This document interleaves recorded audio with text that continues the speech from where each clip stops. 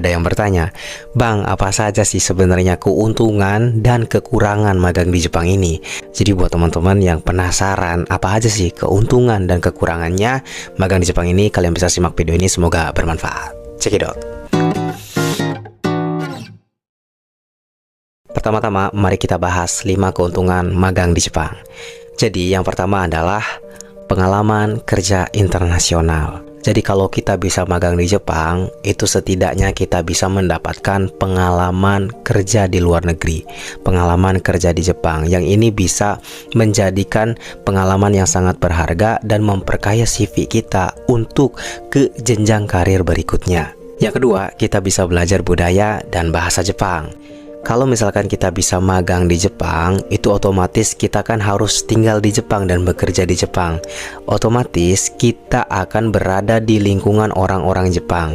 Dan mau nggak mau kita harus belajar bahasa Jepang, kita harus kenal dengan budaya-budaya Jepang, bagaimana caranya orang Jepang itu bekerja, bagaimana cara orang Jepang itu ya berkehidupan kesehari-hari. Kita akan terpapar secara langsung dan berbaur dengan orang-orang Jepang. Ini bisa menambah ilmu pengetahuan kita tentang budaya Jepang, bahasa Jepang secara langsung. Jadi itu adalah sebuah keuntungan bagi kita. Apalagi buat teman-teman yang kalian suka dengan budaya Jepang dan bahasa Jepang. Ini benar-benar sebuah keuntungan yang sangat luar biasa. Kemudian yang ketiga, kita juga bisa dapat gaji dan tunjangan. Tentu ini adalah sebuah tujuan mungkin bagi sebagian besar orang. Mau magang ke Jepang, mau kerja ke Jepang, ya tentu kita mau dapat uang, kita mau dapat gaji untuk kehidupan kita sehari-hari, untuk biaya hidup kita sehari-hari, bahkan untuk biaya kehidupan keluarga kita di Indonesia atau di rumah ya. Nah, jadi selain kita bisa belajar budaya, kemudian kita bisa belajar bahasa Jepang, kita juga bisa mendapatkan uang, bisa mendapatkan gaji untuk biaya kita hidup, untuk meningkatkan skill kita, untuk meningkatkan kualitas hidup kita.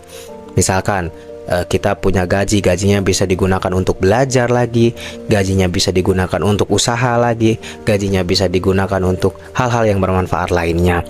Kemudian yang keempat, magang di Jepang juga kita bisa mendapatkan peluang jaringan profesional.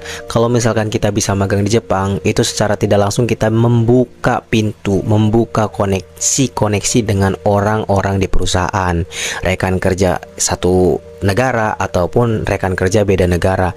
Yang ini bisa menambah peluang-peluang baru di masa yang akan datang.